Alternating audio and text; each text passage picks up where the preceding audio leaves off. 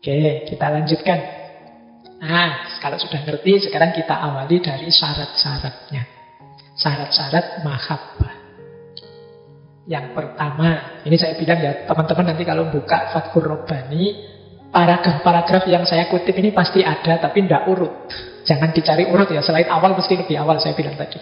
Ini meloncat-loncat, ini semacam kajian yang tematik. Syarat pertama untuk kita bisa mencintainya adalah menerima kehadirannya. Kata Syekh Abdul Qadir Jailani, betapa sangat beruntung kalian jika bersesuaian kehendakmu dengan kehendak Allah, terus kalian mencintainya. Tetapi ingatlah, engkau yang telah mengaku mencintai Allah, ada banyak syarat di sana. Di antara syarat mencintainya adalah Allah terasa lebih selaras dalam hatimu dari selain dirimu.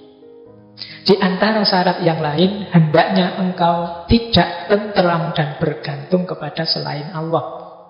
Kemudian syarat selanjutnya, engkau gembira mesra bersamanya, tidak takut apapun saat bersamanya. Bila kecintaan pada Allah bersemayam di kalbu seorang hamba, ia senantiasa akan serba mesra bersamanya dan membenci apa yang mengganggunya. Jadi kata Syekh Abdul Qadir Jailani, ada syaratnya. Mengapa sih kok Pak saya jatuh cinta pada Allah itu sulit? Lebih mudah jatuh cinta pada yang lain, jatuh cinta pada idol-idol yang lain lebih mudah. Kok sama Allah sulit? Mungkin karena kita belum memenuhi syaratnya. Yang saya ringkas dengan satu kalimat, menerima hadirnya. Jadi menerima hadirnya Allah itu, kalau bahasanya Syekh Abdul Qadir Jailani, selaras, kita sesuaikan keinginan kita dengan keinginannya Allah. Nah, kita cocokkan. Ini biasanya orang kalau sudah cinta otomatis ini terjadi. Tapi kalau belum cinta itu kan harus dicocokkan dulu. Persis seperti kalian misalnya sedang ngejar-ngejar siapa dalam rangka nembak misalnya, itu kan kalian menyesuaikan ritme dengan dia yang kalian kejar. Dia biasanya sukanya misalnya makan di warung mana, itu kan kalian ikut ke warung situ. Atau dia senengannya apa, kalian juga ikut begitu. Dalam rangka apa? Menyelaraskan ritmenya, biar nanti kita nyambung. Kalian misalnya ingin mencintai orang tua atau dicintai orang tua, itu kan kalian ambil strategi apa saja harus saya lakukan yang membuat orang tua senang. Nah, itu namanya menyelaraskan. Nah, pada Allah juga begitu. Yuk kita selaraskan bahwa keinginannya Allah itulah keinginanku. Awalnya agak maksa memang, karena kita belum ada di level cinta, kita masih ada di level kewajiban dan kebutuhan. Tapi ayo kita terima hadirnya Allah dalam berbagai versinya, dalam berbagai versi dalam tanda petik, melalui syariatnya, melalui alam semesta ini, dengan menghidupkan kehendak-kehendaknya dan lain sebagainya. Jadi syarat pertama itu.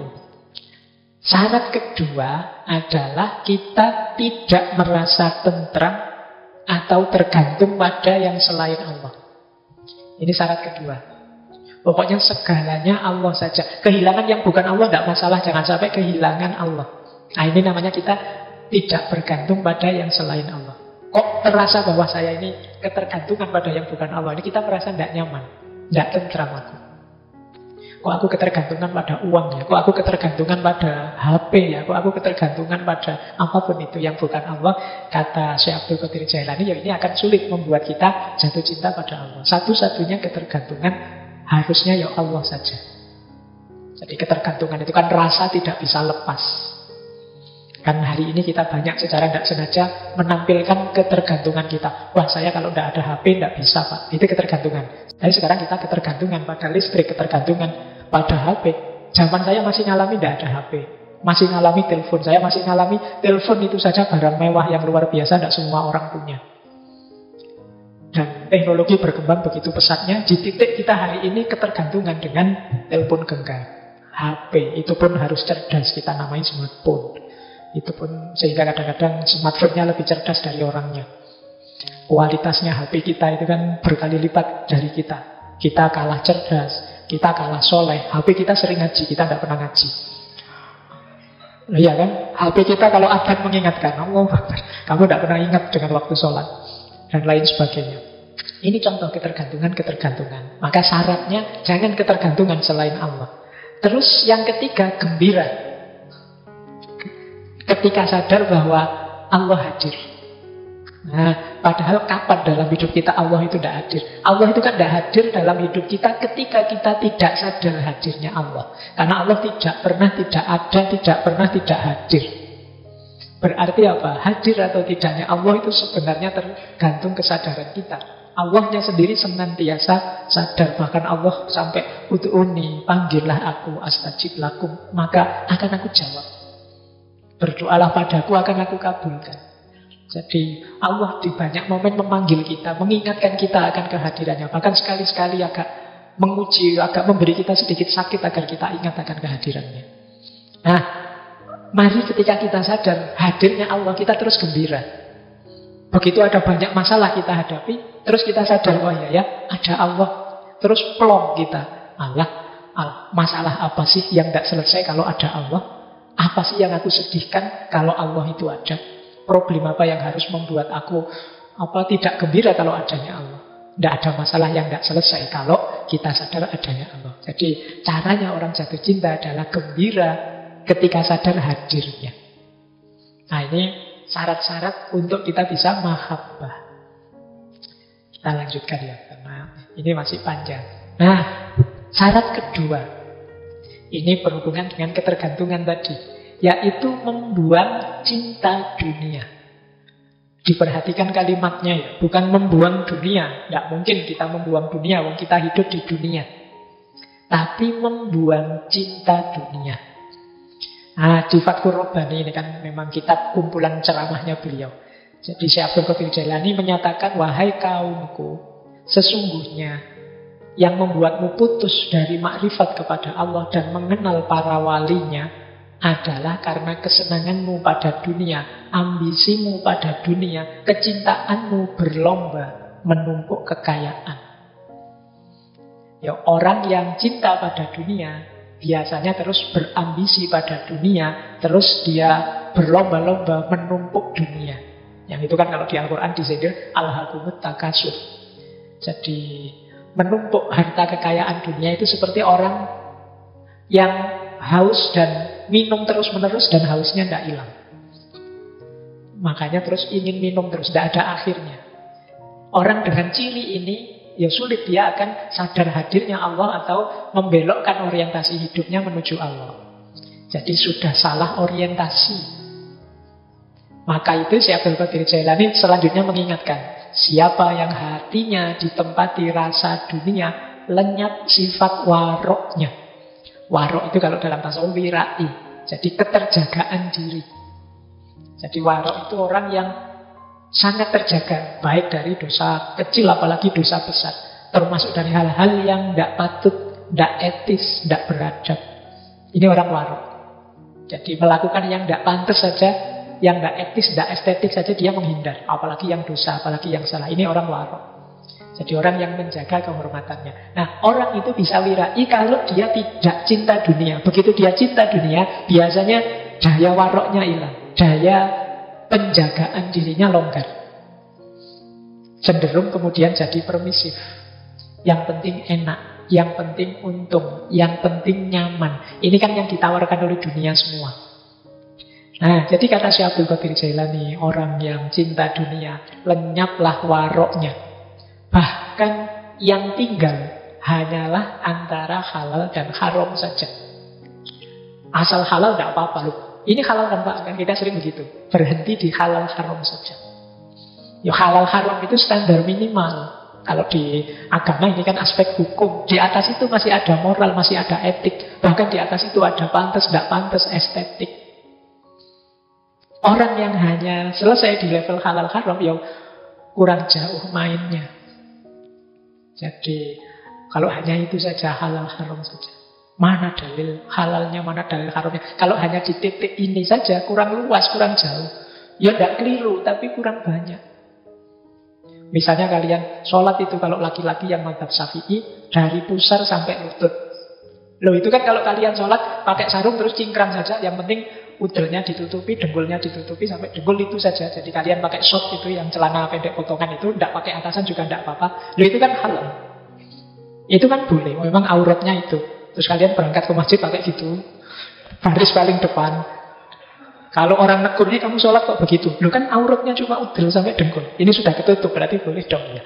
Kita tidak bisa marah pada dia, memang hukumnya begitu. Tapi kan di level lebih tinggi mungkin etika, level lebih tinggi lagi mungkin norma adat, kepantasan, bahkan nilai estetik. Pakai sarung pun, nutup pun, itu kalau tidak estetik kan juga berhubungan dengan ifah dan warok tadi, kehormatan diri.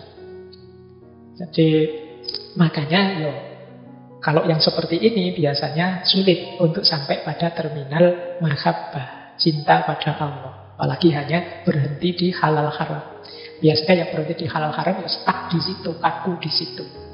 Bukan berarti boleh nabrak halal haram. Tidak, bukan nabrak, melampaui. Melampaui itu jangan sekedar halal haram dong hitungannya. Harus lebih panjang dari itu. Nah, ini cara memahaminya seperti itu yang disampaikan Syekh Abdul Qadir Jailani ini. Akibatnya apa sih kalau orang yang semacam ini dia lenyap rasa malunya di hadapan Tuhan. Tidak sadar Tuhan mengawasinya. Enggan muraqabah. Muraqabah itu rasa selalu diawasi oleh Allah. Itu namanya muraqabah. Kita sering tidak sadar Allah itu mengawasi kita terus. Orang yang sadar terus diawasi Allah berarti orang yang mampu bermuraqabah.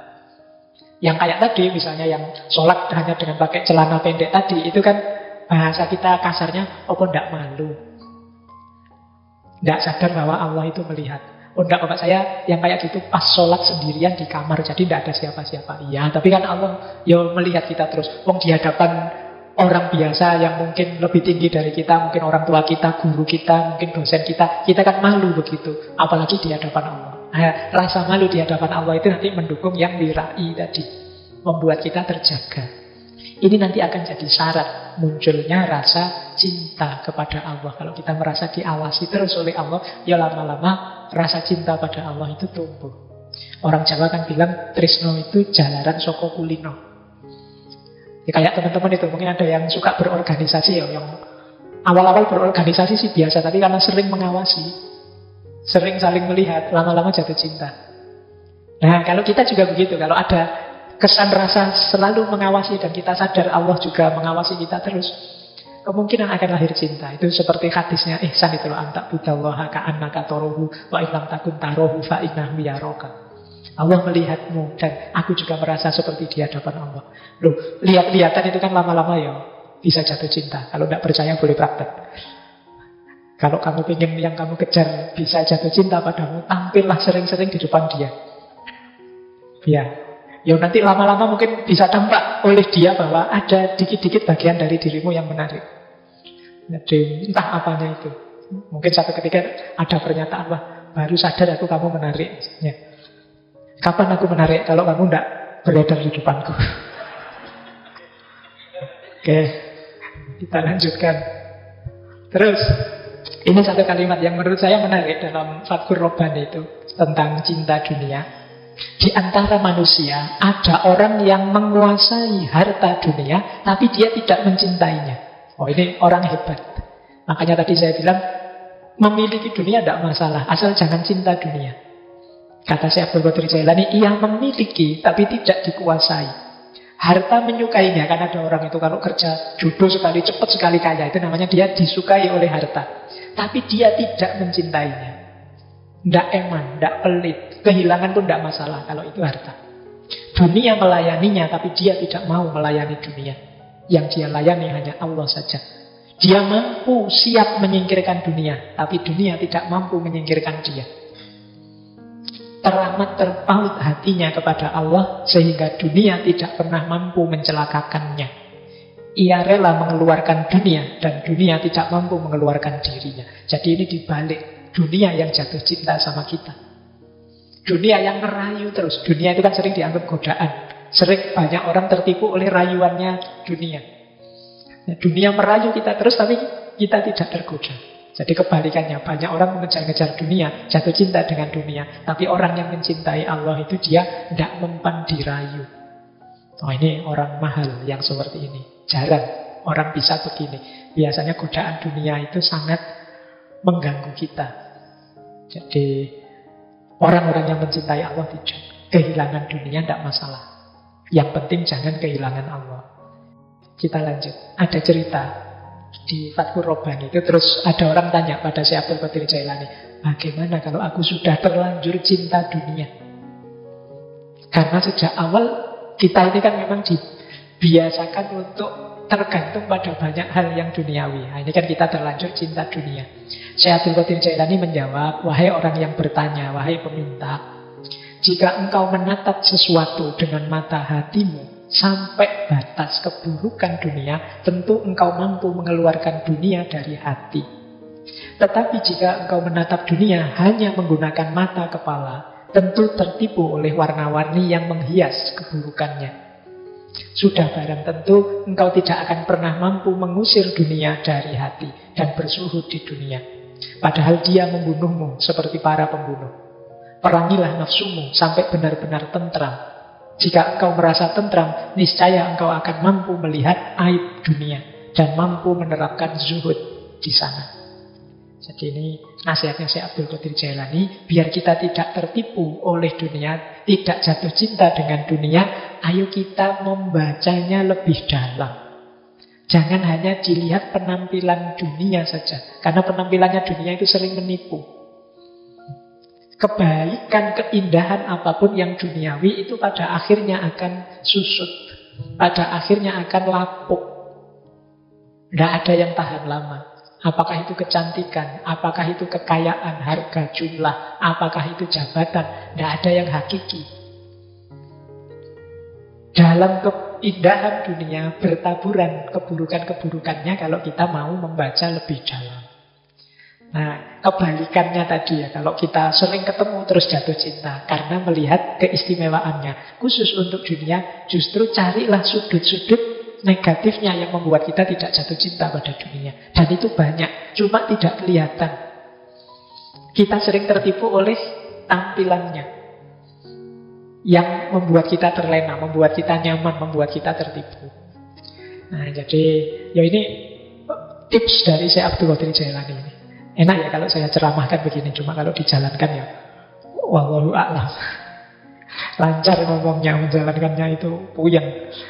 Jadi yang penting itu deh, dijaga. Ayo latihan tidak jatuh cinta dengan dunia. Paling tidak begini, seandainya kita lepas hal apapun dari dunia, jangan kita putus asa sampai segitunya. Seandainya kita menginginkan sesuatu yang duniawi, jangan sampai kita begitu ambisinya. Itu saja dulu sudah luar biasa. Karena orang itu punya kecenderungan kalau bercita-cita sesuatu yang duniawi itu seolah-olah kalau itu diperoleh terus hidup kita pasti beres. Padahal manusia itu keinginannya tidak pernah ada kata berhenti. Ya seperti al-hakumut takasur tadi. Ya kayak teman-teman yang sekarang jatuh cinta dengan siapa, dikejar sampai mati-matian. Percayalah nanti kalau sudah nembak diterima terus jadi, itu rasanya sudah berbeda daripada waktu ngejar. Yang pengalaman masih ngerti ya, yang belum pengalaman agak sulit membayangkannya. Yang belum pengalaman itu masih berpikirnya, pokoknya Pak, kalau tidak dia mending aku mati saja. Kalau tidak dia mending, mesti masih begitu. Tidak sadar loh, kalau target-target duniawi itu tidak ada yang sempurna. Dia fana, dia pasti lapuk, layu, hancur di level apapun. Termasuk rasa cinta yang duniawi. Pasti akan semakin menyusut. Beda dengan cinta kita kepada Allah. Nah, tadi sudah syarat-syaratnya, sekarang sifat-sifatnya. Orang yang mencintai, menurut Syekh Abdul Qadir Jailani, ada beberapa karakter. Kalau teman-teman ingin tahu saya ini sudah cinta apa belum, yang pertama, ciri paling mudah adalah selalu ingin dekat, selalu ingin bersama. Kata Syekh Abdul Qadir Jailani, jika engkau masih takut dan berharap pada manusia, maka dia menjadi Tuhan, mempertuhankan manusia. Jika engkau masih menghadapkan hatimu pada dunia, maka engkau adalah budak dunia dan dunia menjadi Tuhanmu. Padahal baik manusia atau dunia yang kamu cintai itu tidak abadi. Tidak ada cinta yang abadi kecuali cinta hamba pada Allah. Seorang pecinta tidak akan meninggalkan kekasihnya, baik saat suka maupun saat menderita. Orang yang mencintai itu tidak lari dari yang mencintai saat sulit. Apalagi saat bahagia. Selalu pokoknya ingin dekat terus. Dalam suka dan duka. Kayak di lagu-lagu itu. Meskipun dalam kenyataannya kan sulit. Biasanya kita manusia itu cenderung nyari enak, nyari nyaman. Begitu enak, iya sih, ayo bersama-sama. Tapi begitu tidak enak, terus ingin menarik diri. Nah, ini sebenarnya belum cinta yang sejati. Masih ada kalkulasi untung rugi. Masih nilainya di level kebutuhan tadi, belum cinta. Kalau itu cinta, ya memang susah senang bersama. Meskipun ya manusia hari ini kan cenderung apatis. Kalau saya ngomong, cintailah kekasihmu dengan susah senang selalu bersama, itu kan kita terus agak sinis gimana gitu. Itu lagu Pak, itu kan kita begitu. Kita tidak percaya lagi dengan yang begitu-begitu hari ini. Padahal ya memang parameternya kesejatian itu di situ. Jadi ya kecuali memang hari ini mental kita sebagian besar kan memang mental dagang. Kita mau ya kalau menguntungkan kita, kalau tidak ya enggak. Nah, ini cirinya berarti apa? Itu sudah cinta beneran. Kalau senang susah, ayo. Yang penting kita dekat terus. Makanya kata Syekh Abdul Qadir Jailani ya seperti tadi, susah senang bersama. Yang kedua, sifatnya pecinta adalah tanpa syarat. Kata Syekh Abdul Qadir Jailani, wahai para pendusta, engkau mencintai Allah ketika mendapat nikmat. Tetapi ketika mendapat bencana, engkau lari dari Allah, seakan-akan putus cinta dengan Allah. Seorang hamba diukur dengan ujian. Manakala tetap teguh engkau bersama Allah dalam musibah bencana, berarti engkau memang mencintai Allah. Jika engkau berubah, sungguh engkau seorang pembohong. Jadi ciri kedua cinta itu adalah tidak bersyarat. Jadi tidak ada syaratnya. Syaratnya asal engkau bahagia, asal engkau ridho ya Allah. Kalau ini cinta pada Allah, asal jangan usir aku dari dekatmu ya Allah. Nah ini kalau hubungannya dengan Allah. Jadi memang tanpa syarat, unconditional love, cinta yang tanpa syarat. Itu yang cinta yang sejati, termasuk pada Allah. Jadi kalau masih ada jika, kalau dengan syarat, aku mencintaimu asalkan kamu mau ini ya, asalkan kamu mau itu ya, ini masih belum sejati. Saya tidak bilang itu bukan cinta, mungkin proses menuju cinta, tapi belum murni cinta. Masih ada perhitungan untung rugi. Biasanya kalau tidak beranjak dari perhitungan untung rugi ini, kalau dia merasa tidak untung lagi di situ, ya dia menarik diri. Atau syarat-syaratnya tidak terpenuhi, dia menarik diri. Mengapa engkau cinta padaku? Karena engkau cakep. Itu kalau cakepnya hilang, kan syarat cintanya hilang. Karena engkau kaya. Itu kalau kayanya hilang, syarat cintanya hilang. Berarti ya cintanya ikut hilang. Tidak tanpa syarat. Kepada Allah juga begitu. Saya mau dekat cinta sama Allah. Biar apa? Biar kalau saya ingin apa-apa terkabul semua. Bayangkan kalau saya minta ini terpenuhi, minta itu terpenuhi, asik sekali. Jadi Allah itu kita posisikan kayak lampunya Aladin. Dan di kisah 1001 malam itu kan ada simbol sindiran yang luar biasa pada kita, namanya Aladin. Ini pengarangnya luar biasa. 1001 malam itu tokohnya adalah Aladin, orang yang berpegang pada agama. Tapi tujuannya apa? Biar dapat lampu yang apapun keinginannya terpenuhi. Jadi kadang-kadang Allah itu kita posisikan kayak lampu ajaib. Jadi kalau kita sedang butuh, kita gosok-gosok, ya Allah semoga akan terus. Dia hanya kita jadikan alat pemenuh keinginan kita saja. Relasi kita dengan Allah, harusnya kan kita ini hambanya, Allah yang merintah kita. Tapi kita sering, kitalah yang merintah-merintah Allah. Sehingga kalau tidak terpenuhi kita marah-marah. Ya Allah, kan saya sudah minta cum laude, Mas. Masa lulusnya kok IP-nya cuma sekian? Apakah engkau tidak tahu maksudnya cum laude itu apa ya Allah? Jangan-jangan kamu begitu. Jadi kita sering memposisikan Allah begitu. Allah itu seperti lampu wasiatnya Aladin. Nah, ayo latihan kita levelnya lebih tinggi sedikit. Kita hubungan kita dengan Allah dasarnya cinta. Nah, ini lanjutannya. Sifat seorang pecinta itu tabah, tangguh kalau ada kesulitan. Makanya di Fathur Rabbani ada cerita satu ketika seorang laki-laki mendatangi Rasulullah. Wahai Rasulullah, aku ini sangat mencintaimu. Terus Rasulullah menjawab, siapkan dirimu dengan kefakiran sebagai pakaianmu.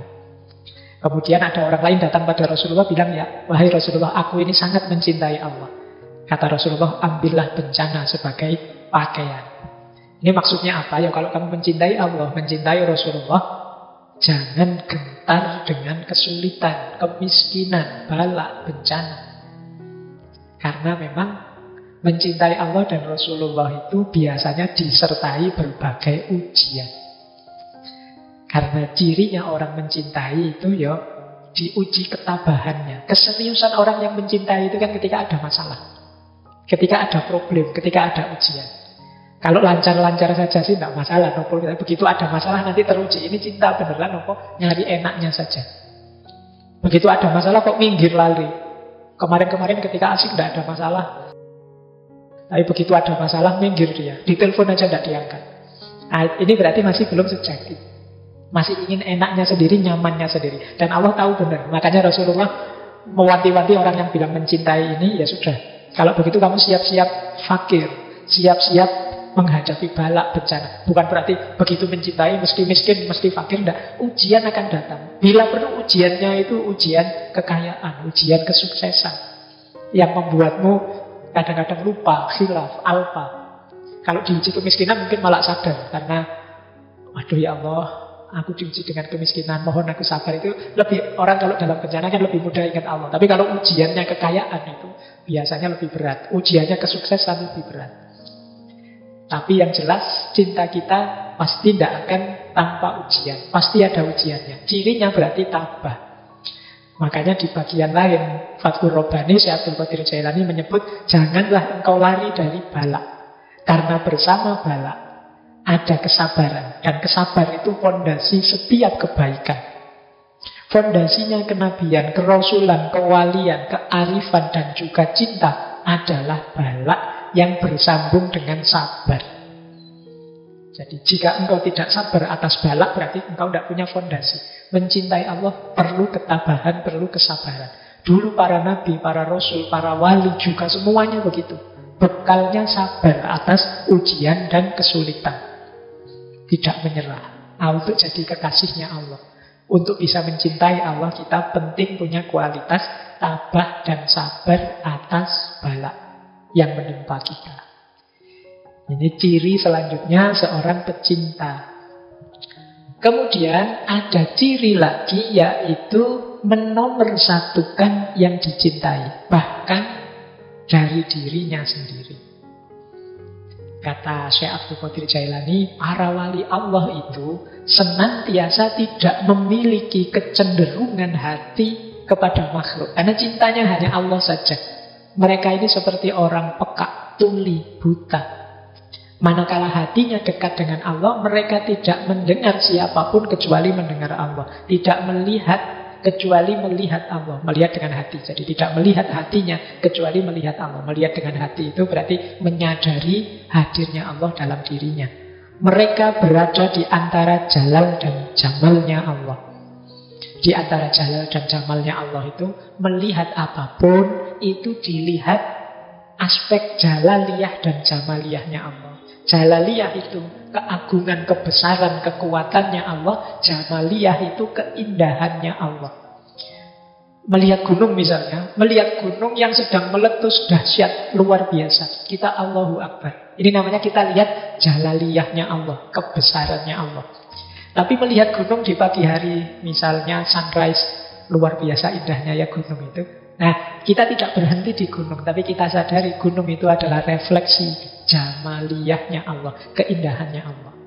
Melihat tsunami, jalaliyahnya Allah. Melihat laut yang indah, jamaliyahnya Allah. Yang di sini putra, sana putri. Noleh sini, jalaliyahnya Allah. Noleh sana, jamaliyahnya Allah.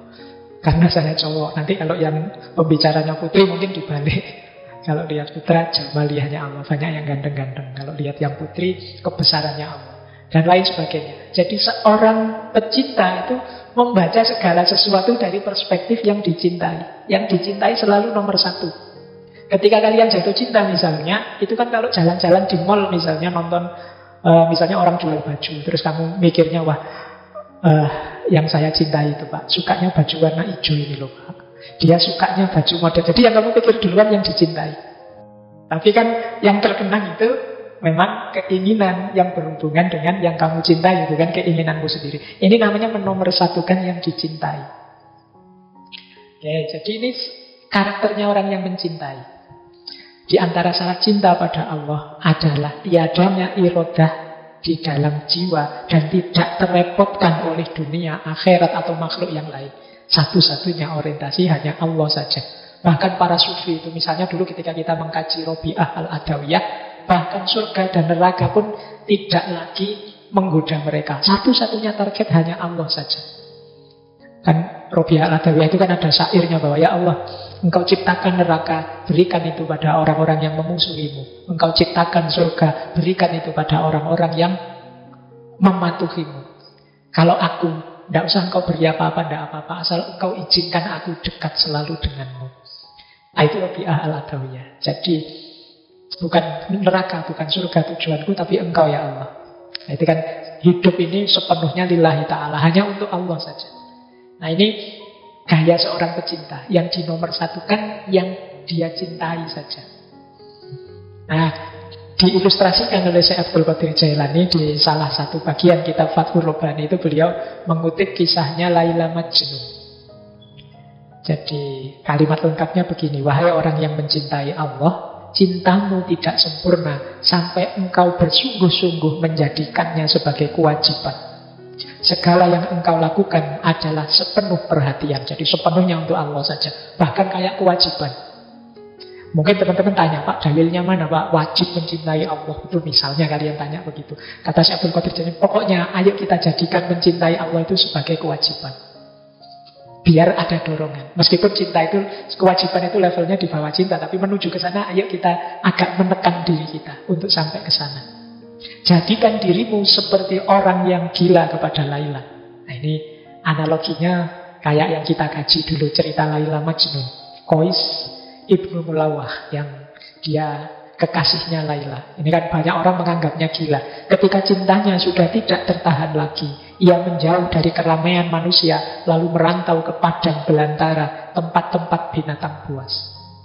Banyak orang bertanya, Qais itu jatuh cintanya pada Laila, kok malah keleleran, apa bahasa Jawa nih, mengembara kemana-mana ke padang-padang pasir, ke hutan belantara. Mbok ya muter saja di desanya Laila. Ini sebenarnya analogi, saya sering bilang ini kisah ini analogi cinta ilahiyah, cinta kepada Tuhan. Jadi kalau kita cinta pada Allah, ada satu hal yang harus kita jalankan, namanya uzlah, menyendiri untuk bersama Allah. Makanya Qais itu ke padang-padang pasir, ke hutan-hutan, dalam rangka berdua saja dengan yang dicintai.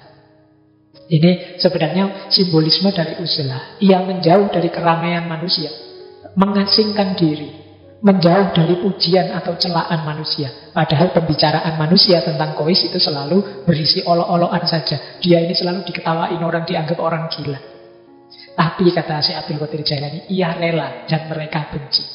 Dia ridho, tapi banyak orang yang membenci dia dengan cintanya. Nah, satu ketika ada yang bertanya kepada Qais ini, siapa kamu? Dia menjawab, Laila. Dari mana asalmu? Dari Laila. Kemana tujuanmu? Laila.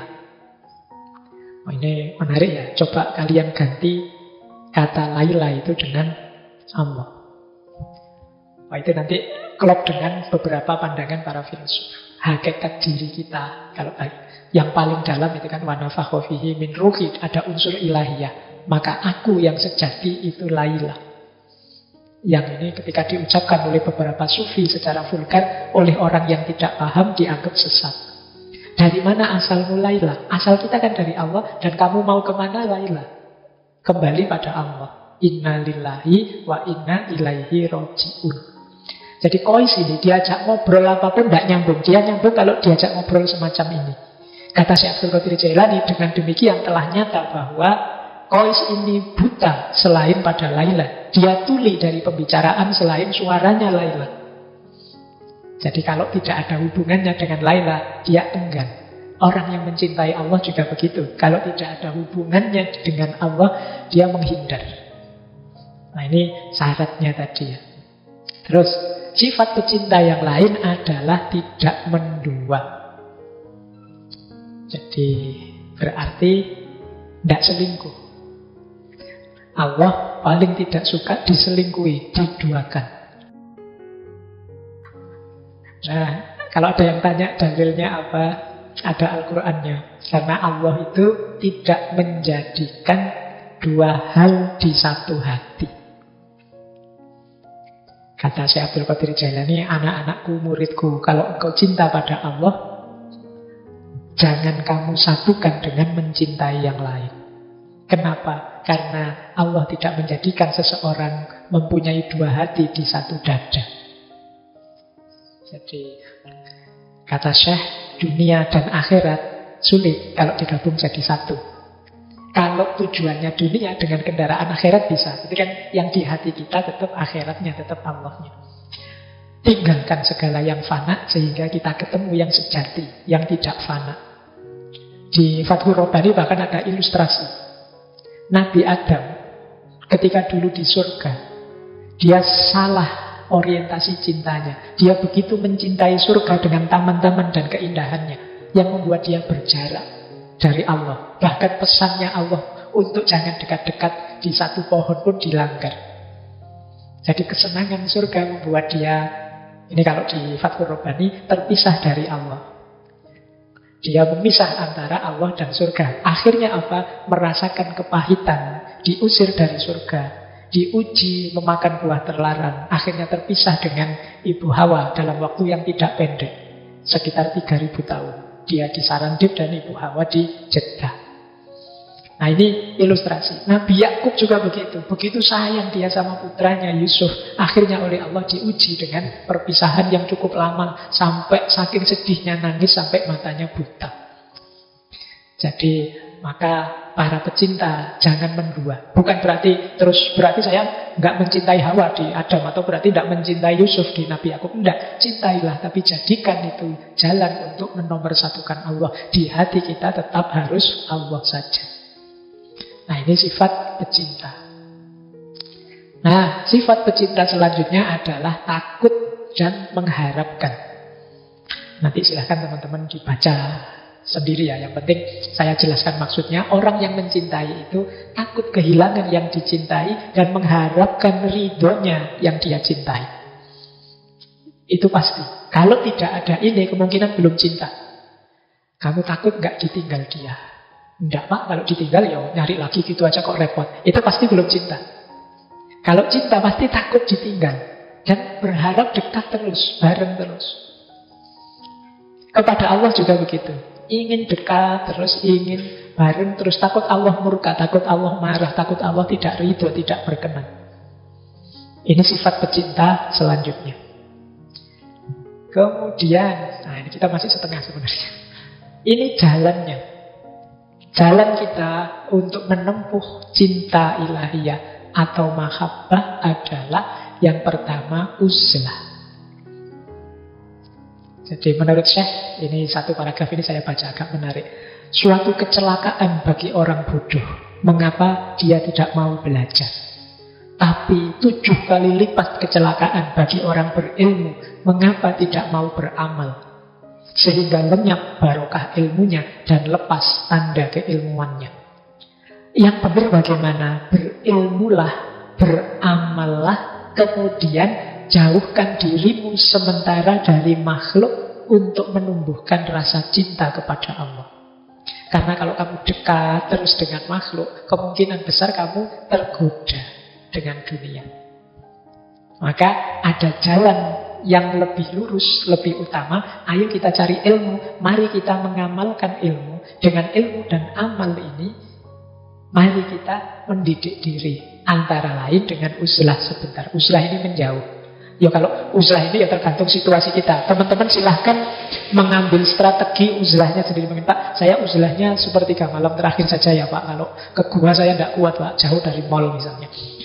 Gak bisa belanja saya Pak dan lain sebagainya. Ya tidak apa-apa Pak, saya uzlahnya bisanya seminggu sekali Pak. Ya kalau akhir pekan saja, kebetulan masih jomblo jadi saya sendirian. Ada momen untuk uzlah. Uzlah itu dalam rangka apa? Refleksi, muhasabah, menghitung diri demi peningkatan kualitas diri. Jangan terus-terusan kamu terlibat dengan orang lain, dengan makhluk. Khawatirnya kamu tidak kritis. Orang itu kan kalau dekat terus biasanya terus jadi tidak kritis. Jeleknya tidak kelihatan.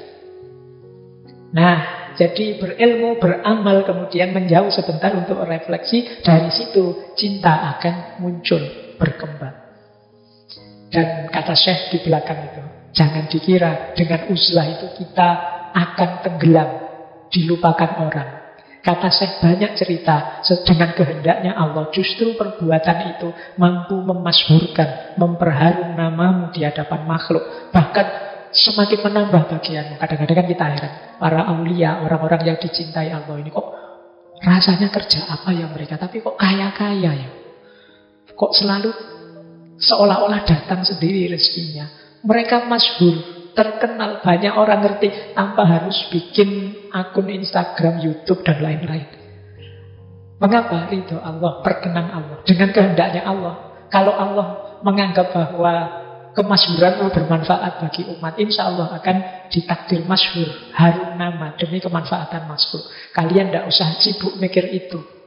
Sibukmu adalah memperbaiki diri, mencintai Allah setulus mungkin.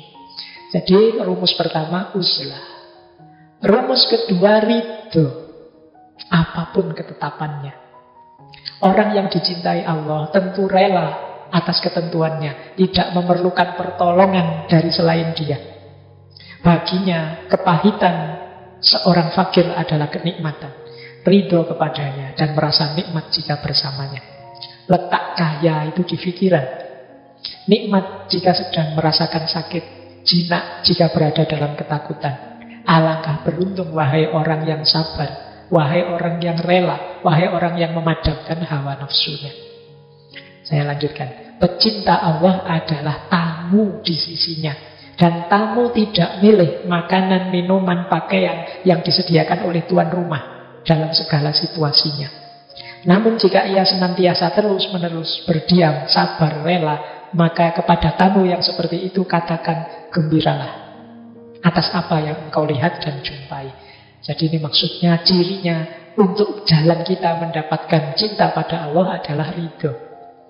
Kita ini ibarat tamunya Allah. Kita ini sahabat yang sedang bertamu kepada Allah. Makanya kita dekat dengan Allah. Tamu yang baik itu tidak milih, tidak pesen makan minum, milih makanan. Kan kita kalau bertamu kan tidak pesen. Wah, saya bertamu siang-siang nih haus, saya minta es teh 2, es teh, kan tidak begitu. Terserah saja tuan rumah ngasih apa, aku ridho, aku rela. Ini menunjukkan kita sayang pada yang kita tamui, yang kita dekati. Dan percayalah, yang kita tamui itu, kalau dia sayang pada kita, karena ini Allah pasti sangat sayang pada kita, yang diberikan pasti yang versi terbaik untuk kita. Meskipun karena keterbatasan kita, mungkin kita sering kurang bisa membaca versi terbaik ini. Kadang-kadang kita membacanya dianggapnya itu siksaan, dianggapnya itu ujian berat, padahal mungkin manfaatnya banyak. Kayak kita bertamu terus disuguhi jamu misalnya, itu kan bagi kita, wah orang bertamu kok disuguhi jamu, ya ini dianggap kita orang sakit, apa pahit loh, itu tidak enak diminumnya. Kita tidak sadar loh, disuguhi jamu itu nanti selesai bertamu kita akan segar luar biasa. Daripada kita disuguhi teh yang sangat manis, yang nanti begitu pulang nanti gula darahnya naik misalnya, dan lain sebagainya, ilustrasinya. Maka ridhoi saja, relakan saja apapun pemberian Allah. Nah, jalan mahabbah yang lain adalah ibadah. Jangan lupa Syekh Abdul Qadir Jailani itu selain sufi juga faqih. Jadi beliau madhab Hambali. Bahkan ada yang bilang beliau ini pernah jadi mufti di Mesir. Nah, kata Syekh, jika ibadahmu benar, pasti Allah mencintaimu. Itu yang engkau rasakan di hatimu, yang membuat hatimu mesra bersamanya. Takarrub pun tanpa disertai susah payah, dan engkau tidak merasa kesepian karena Allah bersamamu. Lalu engkau terus-menerus ridho kepadanya dalam segala hal. Bahkan andai saja dunia ini terasa sempit dan peluang-peluangnya tertutup bagimu, engkau merasa Allah yang maha luas tetap bersamamu. Jadi orang yang mencintai itu, jalur yang diambil adalah jalur ibadah, pengabdian total sepenuhnya kepada Allah. Jadi kalau ada yang anggap wah sufi itu sudah tidak sholat lagi, tidak ibadah lagi, tidak. Di hampir semua sufi yang sering kita lihat itu selalu menyarankan tidak meninggalkan syariat ibadah. Jika ibadah kita benar, insya Allah Allah mencintai kita. Kalau Allah mencintai kita, pasti akan ada efek positifnya dalam hidup kita. Pasti akan terasa. Kebaikan-kebaikan akan kita lakukan, takorub yang kita lakukan itu akan berjalan tanpa susah payah. Kita tidak akan kesepian lagi. Kita akan lahir ridho pada Allah. Tadi kan kita disuruh ridho. Kalau kita aktif dan semangat beribadah, di antara keistimewaan yang dianugerahkan Allah adalah ridho dan juga kelapangan hidup. Nah, ini jalan ibadah. Saya lanjutkan. Nah, jalan lain mahabbah adalah bagaimana kita jadi rahmat bagi sesama. Jadi berarti apa? Kalau kita sudah mencintai Allah, jalan yang lain untuk menumbuhkan cinta Allah pada kita adalah mari kita bekerja, kemudian mengambil manfaat dari kerja kita, membantu fakir miskin, menjadi rahmat bagi sesama. Ringkasnya, mari kehadiran kita bernilai positif, kontributif pada sekeliling kita. Jangan hanya kita senang-senang gembira karena kedekatan kita pada Allah, kita juga harus peduli sesama. Kita juga harus ikut bersama-sama ngajak mereka, ngajak yang lain untuk juga dekat dan mencintai Allah. Berarti hadir kita jadi rahmat bagi sesama. Kata Syekh, beliau mengutip sabda Rasulullah, manusia itu adalah keluarganya Allah. Dan manusia yang paling dicintai Allah adalah yang paling berguna bagi keluarganya. Mari kita jadi orang yang paling berguna bagi keluarga kita. Siapa keluarga kita? Manusia. Semuanya saja. Ini jalan cinta. Jadi jalan untuk menumbuhkan cintanya Allah pada kita dan cinta kita kepada Allah. Nah, jalan yang lain adalah melakukan segalanya demi dan untuk Allah. Jadi kalau ini sudah sejak awal tadi kita jelaskan, orang yang mencintai itu melakukan apapun niat awalnya karena Allah dan tujuan akhirnya untuk Allah. Mengapa aku melakukan ini? Karena aku tahu Allah ridho dengan yang aku lakukan ini dan tujuannya juga untuk Allah. Jadi dari Allah menuju Allah. Kemudian kita tambah satu lagi aspek hasilnya apa sih? Mahabbah itu menurut Syekh Abdul Qadir Jailani, buahnya mahabbah yang pertama, kalau ini efek ya, semacam dampaknya. Yang pertama adalah keselamatan. Di paragraf yang saya kutip itu, Syekh Abdul Qadir Jailani mengutip dua orang kekasihnya Allah. Yang pertama Nabi Ibrahim, yang kedua Nabi Musa. Nabi Ibrahim diselamatkan oleh Allah ketika Allah berfirman pada api, jadilah dingin dan menyelamatkan. Jadi orang yang mencintai Allah, dia akan selamat dari apinya dunia, dari terbakar oleh hawa nafsu duniawi. Dia juga sebagaimana Nabi Musa yang diselamatkan dari tenggelam oleh lautan. Kata Syekh Abdul Qadir Jailani, seolah-olah Allah berfirman pada laut, wahai lautan dunia, jangan engkau tenggelamkan hambaku yang tercinta ini. Jadi di antara dampak itu ya teman-teman tidak usah terlalu fokus ke sini. Insya Allah nanti Allah turun sendiri menyelamatkan kita kalau kita mencintainya. Sebagaimana Ibrahim tidak menyangka ternyata api tidak bisa membakar dirinya. Sebagaimana Nabi Musa tidak tahu sebelumnya bahwa tongkat itu bisa membelah laut. Allah menyuruh memukulkan tongkat, ya dipukulkan saja. Ternyata lautnya terbelah. Itu Nabi Musa juga tidak diceritai oleh Allah sebelumnya, jadi tidak terbayang. Nabi Ibrahim juga begitu. Tapi keimanan, keyakinan, dan kecintaan mereka pada Allah yang membuat mereka mantap. Dan akhirnya ada buah dari kecintaan itu, yaitu keselamatan. Nah, terakhir buahnya mahabbah apa? Ketika kita mencintai Allah, timbal baliknya tidak hanya Allah mencintai kita, tetapi sesama kita dan alam semesta pun akan mencintai kita. Kata Syekh Abdul Qadir Jailani, taubatlah padanya atas luka dosamu. Mendekatlah padanya dengan menjalankan kewajiban dan menjauhi larangannya. Tinggalkan dosa-dosa lahir dan batin. Berbuat baiklah yang nyata, karena itulah yang bisa mengantarmu ke pintunya. Mendekat padanya, lalu dia mencintaimu. Dan cinta itu membuatmu bisa cinta pada sesama. Rasa cinta padanya akan membuahkan cinta pada sesama makhluk. Dan pada gilirannya, bila Allah dan semua malaikatnya mencintaimu, semua makhluk pun mencintaimu. Jadi ketika kita mencintai Allah, Allah mencintai kita. Semua makhluknya pun pada gilirannya akan mencintai kita. Meskipun nanti di kalimat terakhir Syekh Abdul Qadir Jailani menyebut kecuali orang-orang yang kufur, yang ingkar. dan orang-orang yang munafik, yang palsu. Karena orang-orang ini ada pada gelombang yang berbeda. Mereka tidak ada di frekuensi kita, tidak selaras. Jadi energinya tidak selaras, tidak sama. Makanya dia sulit. Mungkin orang-orang yang palsu, yang munafik tadi justru benci melihat kita dalam cinta. Terakhir, sebenarnya waktunya sudah jam 10 nanti. Ada satu bagian yang saya senang dari Syekh Abdul Qadir Jailani tentang cinta ini. Saya baca lengkap untuk menutup sesi kita malam hari ini. Ini peringatan pada anak-anak muda. Wahai anak-anak muda, kan yang malam hari ini yang hadir insya Allah muda semua, kecuali yang tidak. Yang tidak termasuk saya.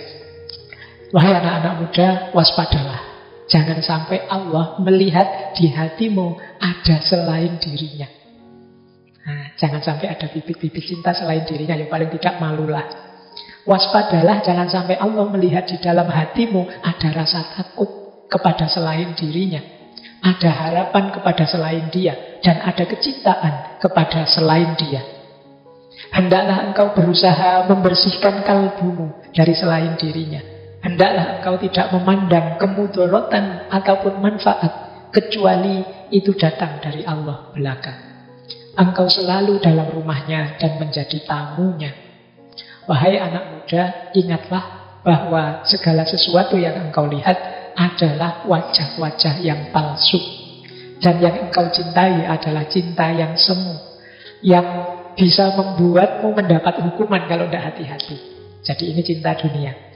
Cinta yang benar dan tidak akan mengalami perubahan adalah cinta kepada Allah. Dialah yang seharusnya engkau lihat dengan matamu. Itulah cinta orang-orang siddiq yang dipenuhi limpahan keruhanian. Mereka tidak mencintai hanya dengan keimanan, tetapi juga dengan keyakinan dan kesaksian. Hijab atau tirai mereka tersingkap sehingga mereka bisa melihat perkara-perkara yang tersembunyi. Engkau melihat apa yang tidak mungkin dapat mereka jelaskan. Jadi orang-orang yang mencintai Allah ini, mereka ini terbuka hijabnya. Dia tahu banyak rahasia, sehingga mereka sendiri kadang mengalami karomah-karomah anugerah dari Allah. Kita melihat dari mereka kadang-kadang hal-hal yang tidak dapat dijelaskan. Semuanya anugerahnya Allah. Nah ini nanti bagian boleh diulang-ulang oleh teman-teman. Karena menurut saya ringkesan dari yang saya jelaskan kurang lebih 2 jam tadi ya, bagian ini. Untuk cinta pada Allah. Nah, terakhir, paling akhir, mungkinkah engkau sebut cinta Allah, sedang cinta itu engkau sertai dengan dusta, kemunafikan, dan riya atas namanya? Kalimat yang terakhir ini untuk kita hati-hati, yang akan merusak cinta 3 hal ini: dusta, kemunafikan, dan riya. Kalau cinta pada Allah berarti dusta, kemunafikan, dan riya atas nama Allah. Ini dipertanyakan oleh Syekh Abdul Qadir Jailani. Karena kalau ada dusta, kalau ada kemunafikan, kepura-puraan, dan ada riya, hanya ingin pamer saja, apa mungkin itu cinta?